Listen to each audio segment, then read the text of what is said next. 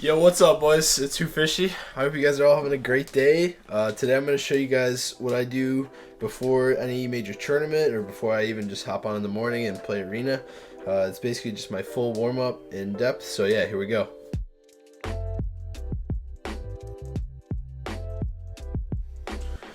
Alright, boys, so I actually just hopped on. What I usually do to start my warm-up is I just free build for a little. I try to do most of the same stuff just over and over just so I can get all my mechanics warm and all the moves I'm going to be doing later. So yeah, usually what I'll start with is just 90s, just infinite 90s like this. Then I'll go the other way. I'll just keep doing this over and over until I feel like I have my movement for all the 90s down and everything like that. Do a couple different variations of them, just stuff like that. And then I'll just do a couple retakes too. Go again like this. Go into that. Just kind of different variations of the same retake like this. Like this one is really good just because you gain a couple layers up. And yeah, that's pretty much what I do for free building. Then I'll just do like a bunch of creative builds. Not really stuff that I use in game, but it's good to know. And then I'll go through a lot of my tarps. So a good tarp to know is just this straight tarp. Then I'll go into stair tarps. Then I'll go into cone direction changes.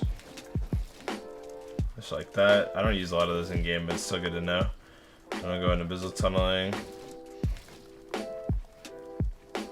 Like this. You want to be jumping while you're doing this too, just because it's less likely for you to get shot. And I'll do it with cones. And then I'll do elevation tunneling, so it's basically just going up with a stair and then a wall just like this. And then I'll do dropping layers, so I want to try to cover my teammate's head as they drop. So I'll go like this. Just like that. And then if I'm just doing solo tunneling, I'll go like this just so I can drop for free. And that's pretty much all I do for free building, kind of. Alright, so another thing that I do before I hop on and play is I do a lot of aim training stuff. So I'll do this Scavok aim training map. Yeah, so this is what I do before I hop into anything. I think aim training is really important. Alright, so basically when you load in, you want to go ahead and grab a AR, a charge, and a P90. And I just pretty much go through this whole map. I usually start off with this MR strafe. I'll go left first. This is good. This is good just for your horizontal tracking and just keeping everything aligned. And then also moving sideways while you're doing this course. I'll show you guys later why this is good just for your peripheral vision. But so basically, I just go for a charge shot. And then I'll just go through this, just like horizontal tracking. Then you gotta jump over. And then so here, so you see how this this panel cuts here, so like you can't see anything, so you gotta make sure that you come back. Then you hit the shot. And then it's pretty much just aim training from there, and then there's this little panel here.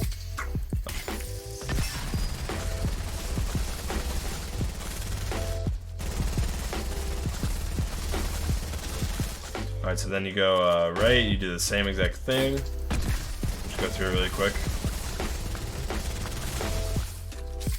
And then so you just go back to the hub. What I'll do from here is I'll go into the side jumps category. So this one is really good, just practicing side jumps with a charge. So when you're side jumping with the charge, you want to go for a shot. You want to make sure you're not charging like before you jump, otherwise you'll because you can't move as fast when you're charged. You gotta make sure you're charging midair and then hitting the shot, just like that. Start to charge, jump, start to charge, jump, start to charge, kind of like that. And then you just go all the way through that. I usually do horizontal, medium. I just go on free play. Just helps with your medium AR range tracking. That's kind of just that. I'll go through that at least 3 or 4 times. to make sure my air tracking is warm. And then I'll do vertical, same thing. Vertical's a little bit tougher, but about the same thing.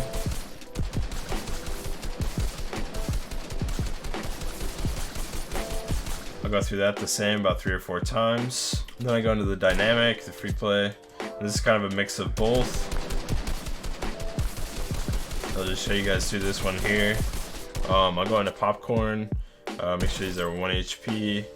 I'll go to 360 and free play. And then this is kind of just tapping away at heads. Just kind of like that. Then I'll go into charge, flicks. Just with the shotgun, whatever you want to use, tack or charge. I'll do the same thing with them full HP. Replay, and this is kind of like when someone shockwaves up. This is what I kind of think of it as. So this is how I train that. Like this. I'll just go through this for a couple minutes every day, just to make sure that like when someone shockwaves up on me and I'm on HUD, I can make sure I get a good beam on them. And then I'll also go through the reaction one. I'll do this one with a charge. This is kind of just like crosshair placement, just where to put your crosshair before the guy lands, and then just reaction. My reaction time is pretty bad, so this helps me kind of train it, to be honest. I'll just go through this for about a minute or two. Alright, and that's pretty much all I do on this map. Any of this other stuff is pretty good, but those are just what I do pretty much every day before I warm up. Alright, so then after I'm done with my scav game training, I'll go into the Raiders Peace Control map. This is a really good map just to practice peace control and like specific moves to do on opponents. Alright, so I do all of these drills, so basically you just gotta go through all of them. It's pretty repetitive stuff, but if you go through it all the way, then it'll help you improve a lot. I'll only do like 1 or 2 though, and then come back and do the other ones. So we start off with number 1. So this gives you kind of like a sketch edit. So a lot of times I'll try to hit this edit, and then there's basically a guy right here. I like to place my cones first when I'm piece controlling. A lot of people do this and then place that. But what I like to do is place the cone, then the wall. It really doesn't mess up any of your timing, so it's just kind of like that. And then you just gotta make sure you hit the shot like that. And then just kind of put your crosshair right here before you jump, so you hit their head, just like this. Then we go to scenario 2. It's basically the same thing, but just the other way. Again, right here, this is an interesting one because you can place the cone first, but then you're kind of left out like hanging in the dust where they can shoot you.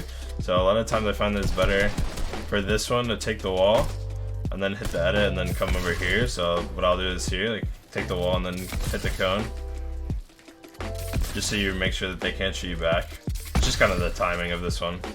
Then we go into number 3. So when I'm shooting some kid like that's above me, I just use this for a reaction shot. That's pretty much just like, I just come up here. I don't think this is the actual use for this map, but I like this a lot just to focus on my crosshair placement. Alright, so now we go into scenario 4. I did turn my volume down a little bit. So this one is basically just piece controlling the top and then just trying to get the box off. So a lot of times you can get these walls at like weird angles. Like this one is the easiest by far. You want to try to get the walls around them, but you can also just insta it. You gotta make sure you're getting the right hand peak though. So on this one you get the right hand like that. On this one you get the right hand like that. And on this one you get the right hand like that. Alright, so on number 5, you're basically running in here, taking the top, and then piece controlling the stair and everything. So what I'll do is run in here like this, and I'll piece control it like this because when you're looking at someone like that, you can't shoot the ramp. So I'll try to get them standing right there and then hit the right hand, kind of like that. And for number 6, this one's a little weird to be honest. Basically you have your opponent under the ramp, and then I like to place a cone, just kind of like this. So I'll go that way, and then I'll go this way. We'll go through number 7. This is basically just the opposite of number 6. You kind of cone the top, and then you got to make sure you place this cone, hit the diagonal edit, and then yeah, just like this. Cone the top, diagonal edit, just like that. Number 8 we'll go through.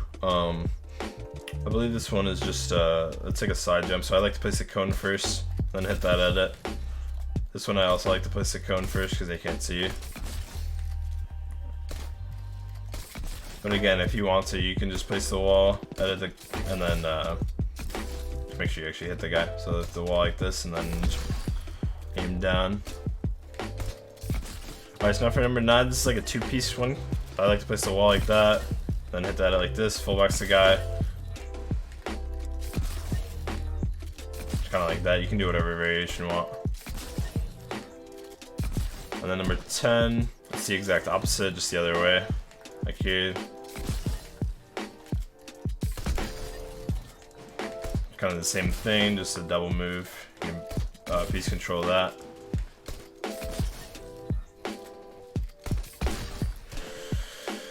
Alright, so then for this one, this is kind of just like a full piece control kill. So what I like to do is full box like this, place the stair like this, and then come around the back. You can also do just like the same one that we were doing before, or you can fully piece control coming up, and then cone this at the right hand, kind of like that. Going on to number 12. This one is really good. So I like to piece control this, place the cone through when I pickaxe the wall, and then go like that. So basically what I'm doing is I'm pickaxing it, placing the cone, placing the wall, then editing the wall. This is really good practice for like endgame stuff, or like even like half and half when you're trying to replace on a team that's spraying somebody and you want to get a cone in. This is really good practice for that. On to number 13. This one's also a little unorthodox. It's just kind of snagging the walls from way down low. So like when you're dropping on someone's wall, you want to be doing this. You can do different stuff like that, or you can just play for the right hand with the cone. Yeah, and you just want to full box the guy pretty much like this. Alright, no ammo. And then number 14, so this one's just an awkward edit, and then it's just a Mongo classic. I really don't do this one that much, to be honest. You can also just go like this, and then edit the cone. So I don't really do number 14, 15, or 16, but I would suggest to do all of these. You can do the other ones, I just usually don't before I warm up. Alright guys, thank you so much for watching. That was my full warm-up that I do before I hop into games. I usually do my free build, and then the 2 maps with the aim training and the piece control. And yeah, I'll have some more content coming out, stuff like this, and some educational commentaries, and of course the regular highlights videos every week. Me and Excel are really trying to step up the game on YouTube, so be ready for that. Thank you guys all for coming out. Really appreciate all of you. Peace, boys.